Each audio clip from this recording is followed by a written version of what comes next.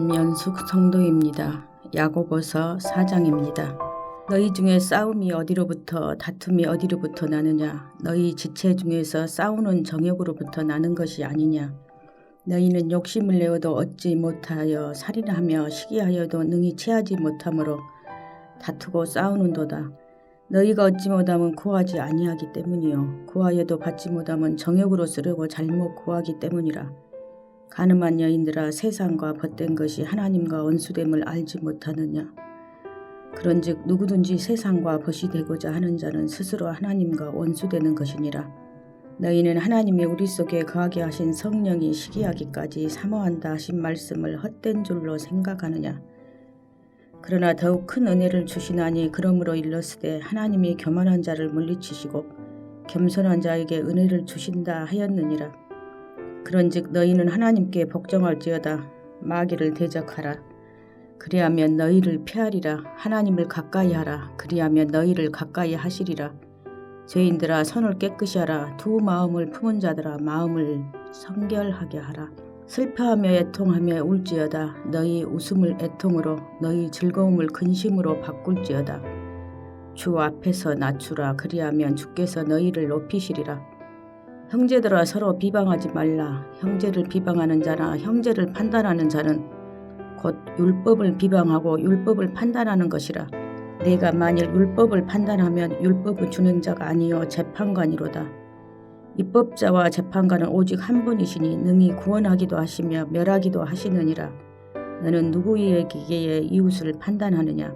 들으라. 너희 중에 말하기를 오늘이나 내일이나 우리가 어떤 도시에 가서 거기서 1년을 머물며 장사하여 이익을 벌이라 하는 자들아, 내일 일을 너희가 알지 못하는도다. 너희 생명이 무엇이냐? 너희는 잠깐 보이다가 없어지는 안개니라. 너희가 도리어 말하기를 주의 뜻이면 우리가 살기도 하고 이것이나 저것을 하리라 할 것이거늘 이제도 너희가 허탄한 자랑을 하니 그러한 자랑은 다 악한 것이라. 그러므로 사람이 선을 행할 줄 알고도 행하지 아니하면 죄니라. 하늘에 계신 우리 아버지여, 이름이 거룩히 여김을 받으시오며 나라가 임하옵시며 뜻이 하늘에서 이룬 것 같이 땅에서도 이루어지이다.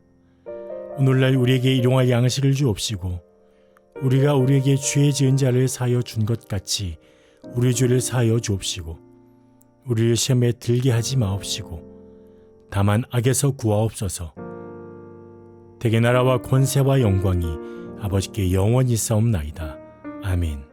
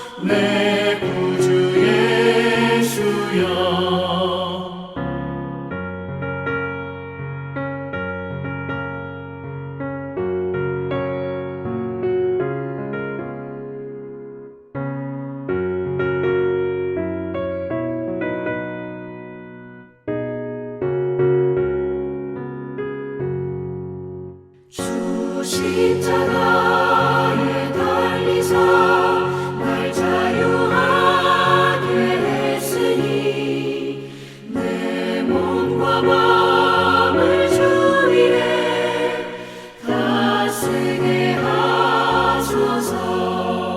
나 구주 위에 살리라. 내 기쁨 한량 없으리. 내 갈 길 인도하소서. 내 구주 예수여.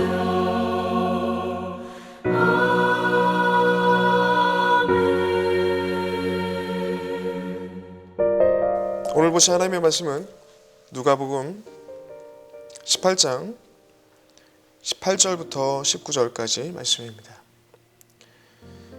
어떤 관리가 물어 이르되 선한 선생이여 내가 무엇을 하여야 영생을 얻으리이까? 예수께서 이르시되 내가 어찌하여 나를 선하다 일컬었느냐? 하나님 한 분 외에는 선한 이가 없느니라. 묶임이라는 제목으로 하나님의 말씀 전하도록 하겠습니다. 오늘 말씀 바로 앞에 보시면 15절과 17절의 그 내용을 보시면 세상 기준으로 볼 때는 아무것도 내세울 것 없는 그 어린아이들을 예수께서 귀하게 여기시는 그 장면이 나옵니다. 그리고 17절에 예수께서 이 말씀을 하시죠. 하나님의 나라에는 이런 어린아이와 같은 믿음을 갖고 있는 자가 들어간다라는 말씀을 합니다. 그리고 이 반면에 이 내용과는 좀 대조적으로 오늘 본문에 등장하는 한 청년은 세상의 기준으로 볼 때는 좋은 기준들을 다 갖추고 있습니다. 그는 청년이었습니다. 젊음이라는 그 장점을 갖고 있었죠. 그리고 관리라고 되어 있습니다. 그리고 23절에 보면 큰 부자라고 되어 있습니다. 큰 부자라고 한다면 구약 개념으로는 아브라함처럼 물질적인 큰 복을 받게 된다면 하나님의 큰 복을 받았다라고 여겨지기 때문에 주변으로부터 그리고 자신이 하나님과 가까이 있다, 하나님께 복을 받았다라고 생각할 수 있는 조건을 가진 자였습니다. 그리고 마지막 네 번째로는 경건해 보이기까지 합니다. 어려서부터 6살 때부터 유대인의 교육들이 시작되는데 그때서부터 지금까지 말씀을 배우고 그 말씀에 하나도 자기가 다 그것을 지켜 행했다라고 예수께 말씀하는 그 모습을 보게 됩니다. 청년이었습니다. 젊음이 있었습니다. 관리였습니다. 젊은 나이에 일찍 성공을 경험한 그런 조건을 가지고 있었습니다. 그리고 큰 부자였다고 되어 있습니다. 그리고 경건해 보입니다. 이 모든 어떻게 보면 사회적으로는 종교적으로는 흠이 없어 보이는 이런 모든 조건들을 갖춘 인물이 바로 이 청년이었습니다. 그런데 이 청년이 앞에 이 어린아이들과 다르게 많은 조건들을 갖추고 있는 청년이 결국에 이 예수님과의 대화 끝에 어떻게 결론 지어집니까?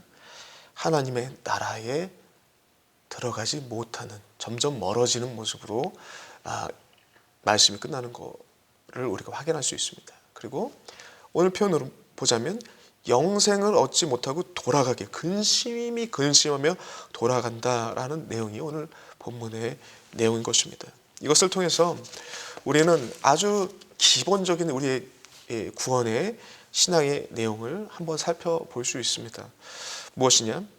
하나님의 나라 또는 영생을 얻는 것은 세상의 그 어떤 조건에 있지 않고 오직 어린아이와 같이 주어진 구원의 메시지를 선물과 같이 여기고 기뻐하고 기쁨으로 환영하며 받아들이는 것, 그냥 믿음으로 받아들이는 것, 그것이 영생에 이르는 길, 구원받는 길이다. 우리가 너무나도 잘 알고 있는 이 구원의 아주 기본적인 내용들을 이 말씀을 통해서 먼저 확인해야 될 것입니다. 기독교의 기본적인 진리, 이 진리를 오늘 본문에서는 어린아이의 그 말씀과 15절부터 17절까지의 그 어린아이가 같은 믿음을 가진 자가 천국에 들어간다는 그 말씀과, 그리고 한 부자, 많은 조건을 가지고 있는 자가 근심하며 도와갔다라는 이 두 가지의 내용이 결국에 무엇을 얘기하느냐? 똑같습니다. 같은 얘기를 하는 것입니다. 하나님의 나라에 들어가는 것은, 영생에 이르게 하는 것은 오직 믿음으로 되는 것이다. 17절에 받아들인다고 이렇게 표현되어 있는데, 그것은 원문의 이야기는 기쁨으로, 그리고 환영하듯이 이렇게 그냥 받아들이는 거, 그냥 그대 온전히 그렇게 받아들이는 거, 그것을 이야기하고 있습니다. 다른 어떠한 조건이나 노력으로 되는 것이 아니라 그렇게 그냥 있는 그대로 기쁨으로 받아들이는 거, 그것이 구원에 이르게 하는 길이고 하나님의 나라에 들어가는 일이다라는 것입니다. 오늘 본문을 통해서 우리가 좀 더 살펴봐야 될 것은 이 부자 청년에 대한 모습이고 말씀인 것입니다. 조금 더 한번 살펴보시면 18절에 그냥 처음부터 이 청년은 예수께 잘못된 구원관으로 접근하는 모습들이 그대로 드러납니다. 18절을 보시면요, 선한 선생이여 내가 무엇을 해야 영생을 얻으리까? 무엇을 해야 영생을 얻으리까? 아예 그냥 구원은 무엇을 해야 받을 수 있다라는 생각으로, 그 사고로 예수께 질문을 던지고 있는 것이죠. 전형적인 공로주의적 사고를 가지고 질문을 가지고 나온 모습입니다. 이 말씀을 통해서 이 청년의 과거에, 어렸을 때부터 지금까지 한 관원이 됐다면 30살 넘었을 텐데 30 초반대가 됐을 것입니다. 그 인생을 살아오는 동안 한결같이 변치 않고 생각했던 이 사고가 여기에 드러납니다. 무엇을 해서 영생에 가까워지려고 했던 그 열심과 노력이 이 인생을 이끌고 있었다. 무엇을 해서 열심히 자격을 얻고, 그러니까 젊은 나이에 많은 자격들을 가진 것 같아요. 그리고 뭔가 열심을 해서 남들보다 나은 위치, 남들에 비해서 나은 위치에 내가 서 있다. 좀 더 구원에 가까워져 있다. 좀 더 하나님께 가까이 가져 있고 하나님께 묶여 있다. 이렇게 생각했던 것입니다. 남들이 부러워할 만한 모든 것을 갖추고, 그런데 그의 모습에서 찾을 수 있는 것은 불안이었습니다. 고민이었고 불안이에요. 남보다 더 열심히 살고 더 열심히 하나님께 가까이 갔다고 생각을 하고 자부하고 있는데, 어려서부터 내가 율법에 얘기했던 모든 것을 다 지켰습니다 라고 할 정도로 자부심을 갖고 있는데 그 안에 고민이 있다라는 거죠. 불안이 있다라는 거죠. 왜냐하면 항상 남들과 비교해서 좀 더 나은 위치를 생각하게 되니까 염려되는 거죠. 뭔가 부족함이 없지 않을까? 많은 것들을 갖고 있음에도 불구하고 이런 염려들이 계속 불시에 막 찾아오게 되는 것입니다. 그래서 오늘 본문에 예수께 나와서 그가 한 질문이 무엇입니까? 그가 항상 갖고 있던 고민, 염려, 불안을 이 청년이 이야기하는 것입니다. 뭐라고 얘기하냐면, 예수께서 아까 말씀하셨죠? 내가 무엇을 해야 영생을 얻을 수 있겠습니까? 라는 질문을 하게 된다는 거죠. 그 안에 모든 고민과 불안과 여태까지 어떻게 살아왔다라는 내용들이 다 담겨져 있는 것입니다. 자기 열심으로 무엇인가 이루는 그 것들, 그렇게 살아왔다는 거죠. 그런데 그 과정은 일시적으로 어떤 목표를 세워놓고 그것을 자격을 획득하는 그 과정 가운데 있을 때는 일시적인 평안을 주겠지만, 그 과정을 이루고 난다면, 그 자격과 조건을 내 것으로 삼고 나면 그때부터 또한 불안이 찾아오는 것이죠. 또 다른 내가 채워야 되는 또 다른 조건들이 있지 않을까? 또 다른 내 부족한, 내가 모르는 어떤 조건들을 채워야지 내가 영생을 얻을 수 있지 않을까? 라는 염려와 불안들이 계속 머물러 있게 되었다는 것입니다. 이런 그에게, 또한 이런 질문을 던지는 그에게 예수께서는 정확하게 눈높이를 맞춰서 이렇게 말씀하시면 22절에 내가 부족한 것이 있다. 이 사람은 자기의 어떤 부족함들을 좀 채우기 위해서 예수님께 나왔는데 정확히 그 얘기를 하세요. 내가 한 가지 부족한 것이 있다 라고 얘기를 하는 거죠.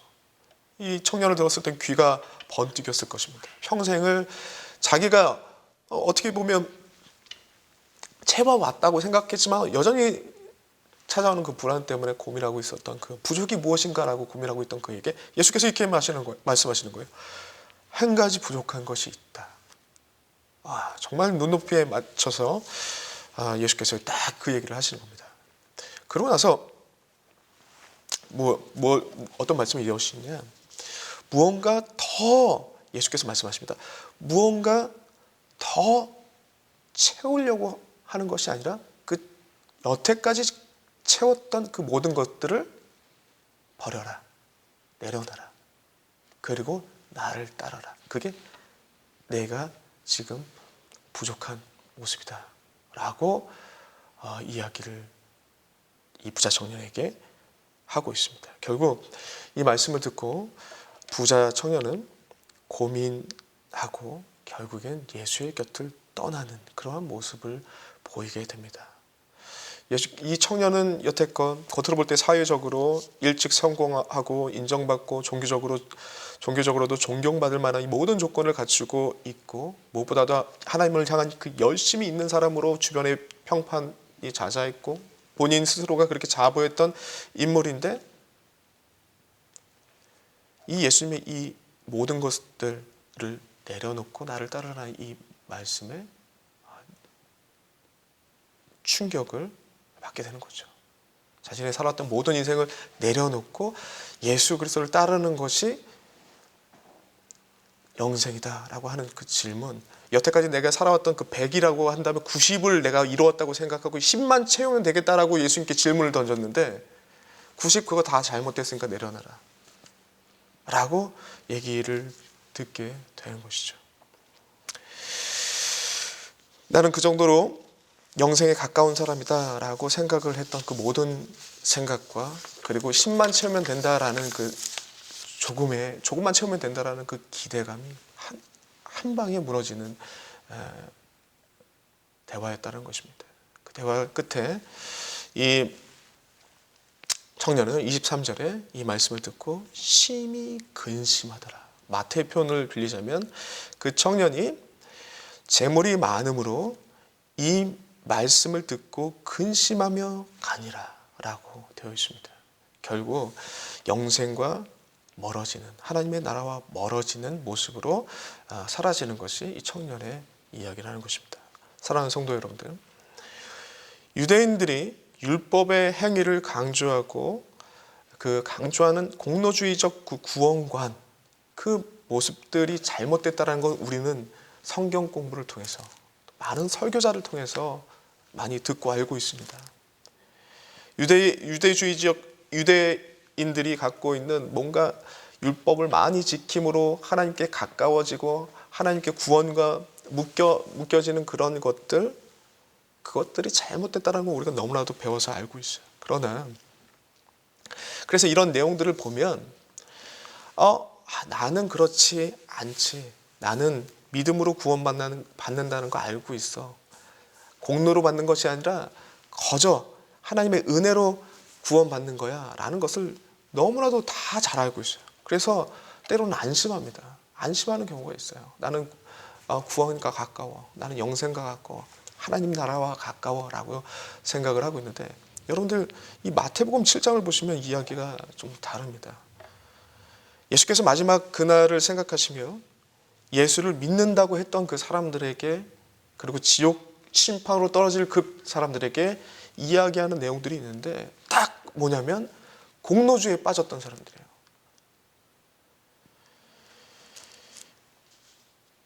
마태복음 7장 22절입니다. 이렇게 되어 있죠. 그날에 많은 사람이 나더러 이르되 주여 주여 우리가 주의 이름으로 선지자 노릇하며 주의 이름으로 귀신을 쫓아내며 주의 이름으로 많은 권능을 행하지 아니하였나이까 하니 살아생전에 예수님을 믿고 이런 능력들을 행했대요. 과거에 이런 능력들을 행했답니다. 주의 이름으로 선지자 노릇하고 귀신 내쫓고 권능을 행했대요. 이런 능력들이 그들에게서부터 나타났다고 합니다. 그때 23절에 예수께서 뭐라고 말씀하시냐면 그때 내가 그들에게 밝히 말하되 내가 너희를 도무지 알지 못하니 불법을 행하는 자들아 내게서 떠나가라 하니라 라고 되어 있죠. 무슨 얘기입니까? 예수 그리스도를 믿고 그 예수 그리스도의 이름으로 많은 놀라운 일들을 행했는데, 과거에 어떠한 일들을 행했는데 그 과거의 어떤 것들이 나의 공로가 돼서 그게 쌓여서 그것을 통하여서 생긴 권위를 가지고 살아왔고, 안주하고 안심하고 그것을 권력화시켜 가지고 사용했던 자들, 그들 또한 공로주의자라는 것이죠. 유대인들이 보인 이 율법을 지킴으로 생기는 권위, 남들보다 좀 나은 위치에서 사람들에게 존경받고 그리고 평가받는, 그리고 나 스스로가 하나님과 가까이 갔다, 나 스스로가 하나님께 매인 사람이다라고 착각을 했던 우리 젊은 청년과, 본문의 젊은 청년과 형태는 조금 다르지만 똑같은 공로주의, 내가 예수님을 믿고 과거의 어떤 행적들을 계속 드러내면서 그 권위로 안심하고 안주하고 그 권위를 가지고 나의 이로운 것들을 위해서 살아갔던 자들, 예수께서 말씀하십니다. 이 불법을 행하는 자들아 내게서 떠나가라. 무엇 때문에 예수께서 이렇게 강하게 얘기하십니까? 이 공로주의에 빠져가지고 믿음으로 구원받는다는 이 기본적인 진리의 내용들과는 멀리 떠나간 그 모습들, 똑같습니다. 그 한 청년과 우리 본문에서 얘기하는 그 청년과 똑같은 모습으로 살아가는 그리스도인들에게 경고의 메시지를 날리고 있는 것이 오늘 이 마태복음 7장이라는 말씀인 것입니다. 그러므로 성도 여러분들은 점검하셔야 됩니다. 예수 그리스도를 믿음으로 구원받는 자들이, 내가 예수 그리스도를 믿고 구원받는 자인데 내 안에 막 염려가 찾아오십니까? 구원에 대한 염려, 하나님 나라에 대한 염려, 그리고 불안하십니까? 이런 심정이 드신다면 한번 점검해 봐야 된다는 것이죠. 우리가 믿음으로 구원받는다는 아주 기본적인 복음의 진리를 알고 있으면서, 알고 있는 데는 그대로 놔두고 삶은 나도 모르게 공로주의적인 삶을 의지하며 살아갈 때 우리 안에 이런 불안함이 찾아온다는 거죠. 염려가 찾아온다는 것이죠. 우리 안에 염려와 불안함이 찾아온다면, 구원에 대한 염려와 불안이 찾아온다면, 우리가 예수 그리스도를 믿고 구원받는 기본적인 진리를 알고도 공로주의적 한 청년처럼, 그리고 마태복음 7장의 사람들처럼 어떠한 이 공로가, 과거에 행했던 이 일들이 나를 구원으로 가까이 가겠다라는 착각 속에 빠지게 만든다는 것입니다. 이 말씀을 기억하시기 바랍니다. 예수께서는 이러한 공로주의에 빠진 자들에게 이 불법을 행하는 자들아 내게서 떠나가라 라고 말씀하십니다. 그럼 오늘 본문의 내용을 통해서 말씀드리자면, 세상의 세속적인 것들에 묶여있지 말고 진정한 말씀에 묶인 자가 되라. 이 청년이 결국에는 고민했던 바가 무엇입니까? 근심하며 고민하면 나갔다는 게 뭐예요? 마태복음에 정확하게 지적하고 있습니다. 재물 때문에. 심히 그가 가진 재물이 많음으로 그걸 내려놓는다는 걸 생각하니까 못하는 거죠. 결국에는 그가 멋진 사람처럼 보였지만 결국에는 이 돈에 묶인 사람이다, 하나님 말씀에 묶인 사람이 아니라 돈에 묶인 사람이다 라는 것을 그냥 그 모습이 드러나고 민낯이 드러나고 이야기가 끝나는 것이 오늘 본문 말씀입니다. 이 말씀을 기억하시고 날마다 하나님의 말씀으로 나의 구원관을 점검하시고, 내가 유대주의적 공로주의에 빠질 수도 있고 예수 그리스도를 믿지만 과거의 그 행적들을 의지하면서 그것이 나를 구원으로 이끌어간다는 그 이상한 공로주의, 변형된 공로주의에 빠질 수 있다는 것을 여러분들 잊지 마시고 항상 말씀 안에서 점검하며 주 앞으로 더 가까이 가는 어린아이와 같은, 그냥 예수 그리스도를 믿음으로 하나님 나라에 들어가는 이 기본적인 진리를 잊지 말고 승리하시는 주의 백성 되시길 간절히 소망합니다. 기도하겠습니다. 하나님 아버지, 너무나도 감사합니다. 우리 가운데 이 귀한 복음의 말씀을 허락하시고, 그리고 이 복음의 말씀을 통해서 참된 믿음이 무엇이고, 참된 믿음을 통해서 하나님의 나라에 들어가는 것이 무엇인지, 그리고 이 믿음을 소유하고 있는 자들이 경계해야 될 것은 무엇인지 아주 분명하게 우리에게 제시해 주시니 너무나 감사합니다. 우리가 살아가면서 유대교인들처럼 가지는 그 공로주의에 빠질까 염려됩니다. 그리고 또한 내 예수 그리스도를 믿고 있지만 과거의 그 공로주의에 빠져서 내 상태가 주님을 멀리 떠나는 모습인지 모르고 착각하고 살아가진 않았는지 주님 점검하길 소망합니다. 날마다 주님의 귀하신 말씀 앞에 나 자신을 점검하며 주님의 말씀 앞에 세워가는 주의 백성들 되게 주님 도와주시옵소서. 감사드렸고 예수님의 이름으로 기도드리옵나이다. 아멘.